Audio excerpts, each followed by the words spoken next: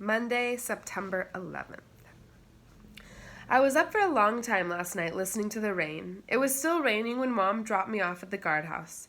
I stood next to Joey, but neither of us had much to say. Lake Windsor Middle School is a very uncomfortable place to be when it's raining. Hundreds of kids crowd into the walkways between classes. The kids with umbrellas smack them into each other. The kids without umbrellas panic because they're trapped in the cold, pounding rain, unable to move behind the kids with umbrellas. I was one of the kids with umbrellas, even though the coolest guys don't carry them. Of course, the coolest guys don't have to take off their glasses and dry them before they can see again either. It was still pouring during third period when a kid came into my math class in P19. He was soaking wet and holding one of those wooden office passes. The teacher, Mr. Ward, called me up to the front and said, "You're wanted in Mr. Murrow's office right away." I let the kid with the pass share my umbrella as we crossed over the ocean of mud and ducked into the building. When we got to Mr. Murrow's office, I noticed Mrs. Gates and Coach Walski standing with him next to his desk. Lined up on a long couch against the opposite wall were Joey, Adam, and two other guys from our group at the carnival. I went over and sat with them. Mr. Murrow started speaking. He was angry. "I want you boys to tell me exactly what happened at the carnival on Saturday." We're on the top of page 78. He paused and then he added, "You were all at the carnival on Saturday, were you not?" Nobody answered until Joey spoke up and said, "Yes, sir, we were there." Joey didn't say anything else, so Coach Walski intervened. "We know that you were there, boys, because I gave you all tickets. That's how we've all come to be in Mr. Murrow's office today. Now, maybe you don't know what this is all about, so I'll tell you. Mrs. Gates got a phone call on Saturday from the sheriff's department." Mr. Murrow picked up the story from here. His tone was more reasonable now, more like Coach Walski's. The Tangerine County Sheriff's Department received a complaint from the owners of the carnival that one of their exhibits was vandalized by boys from a soccer team. They called Mrs. Gates and asked her to help find out exactly what happened to the exhibit. He checked the name on the piece of paper, the Wonders of the World exhibit. Joey was quick to respond. "Hey, we didn't do anything wrong. We were in the exhibit, yeah, but we didn't do anything to it." Everybody on the couch agreed, except me. I knew immediately what had happened and who had done it.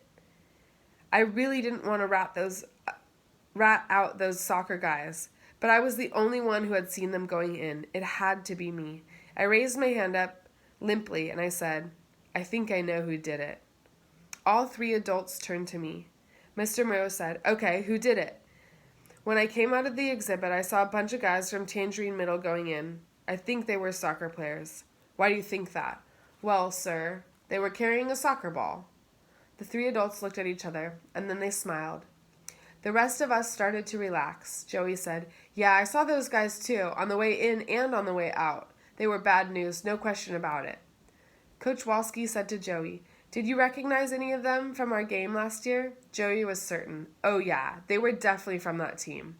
I think they were all starters. I never saw them going into the freak show. So I didn't know who you're talking about at first, but yeah, definitely, they're the guys you're looking for." Mrs. Gates seemed relieved and happy. She said, "Thank you very much, boys. I guess we've solved this mystery. I wish they were all so easy to solve." Mr. Murrow added, "I'm glad it was just a case of mistaken identity. I didn't think you guys would do anything like this. All right, why don't you go ahead and get back to class? And thank you too, Coach." Coach Walski told him, "I know the coach at Tangerine Middle. Her name's Betty Bright. Call Betty and tell her what happened. She'll round those kids up." Mr. Murrow picked up the phone as we all piled into the hall.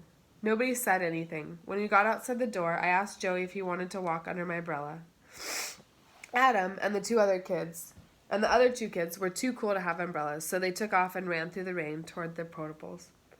I stopped still when we got outside the building, right at the entrance to the boardwalk. This whole thing was really bothering me, so I said to Joey, "Hey, we ratted those guys out."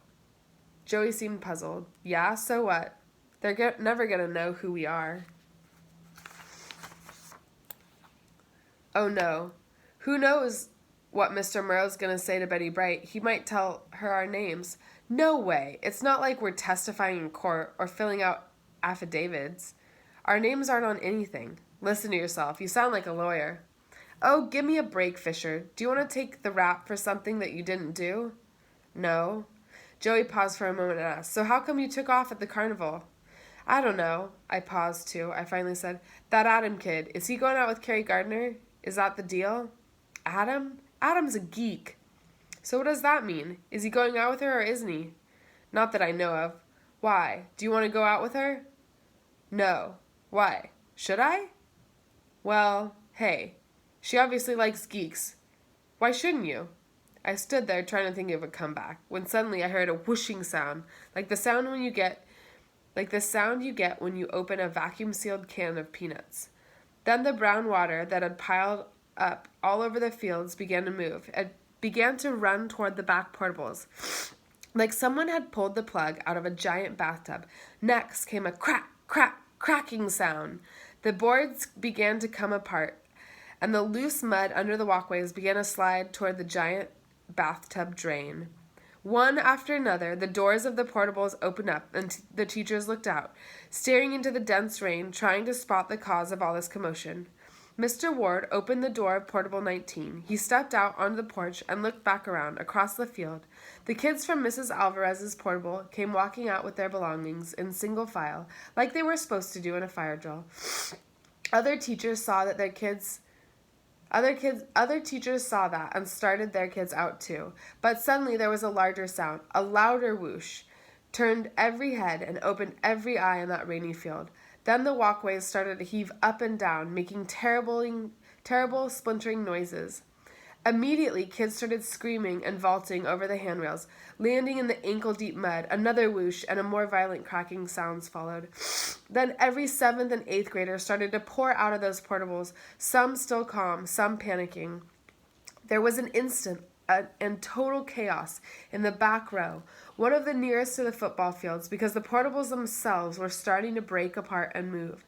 The kids came diving out, jamming in the doorways, pushing into the backs of other kids, knocking each other flat under this disintegrating boardwalk.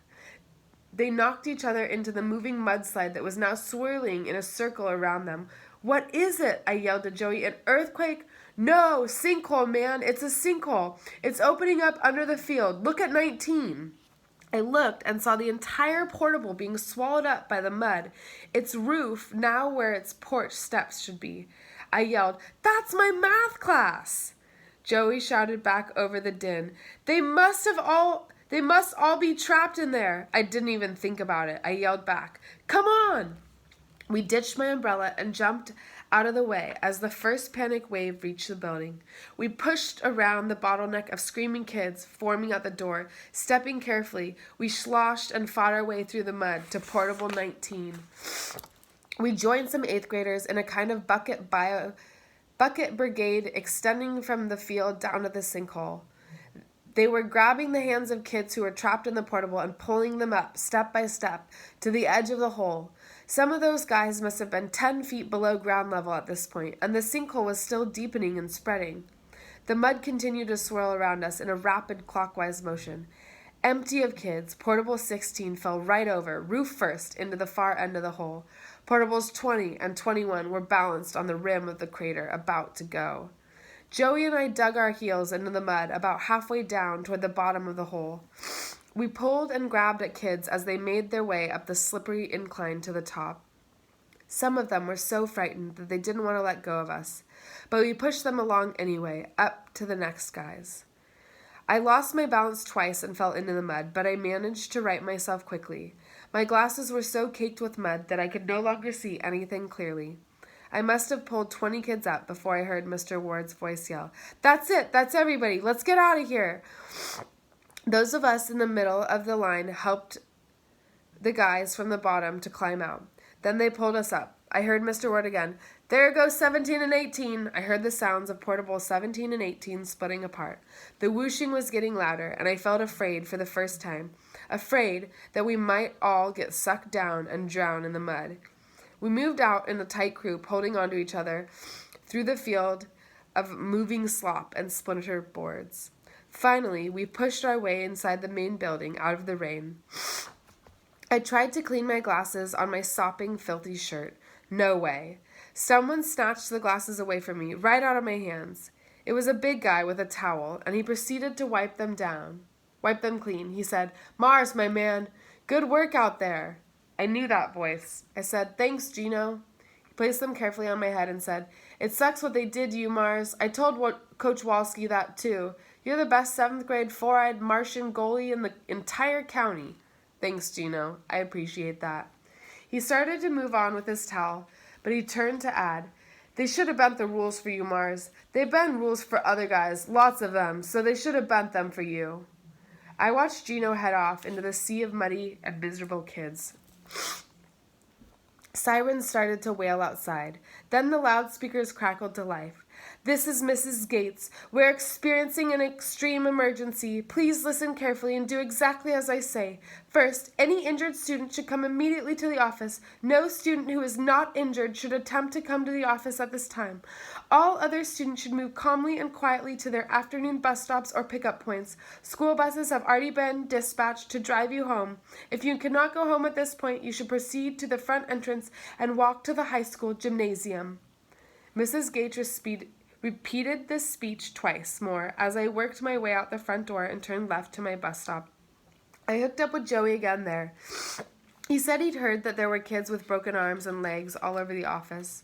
A convoy of ambulances, police cars, and fire engines turned into the entranceway, their sirens wailing and their lights flashing. The rain continued to hammer down, pounding on the long lines of kids trudging north around the football stadium toward the high school gymnasium. Our bus pulled into the circular drive, and we climbed on board, patiently and politely, slopping mud all over the aisle floor and the seats. The bus driver said she had instructions to take all of us right to our doors. I was shivering and my teeth were chattering by the time I got home. I let myself in through the side door to the garage and went to the laundry room.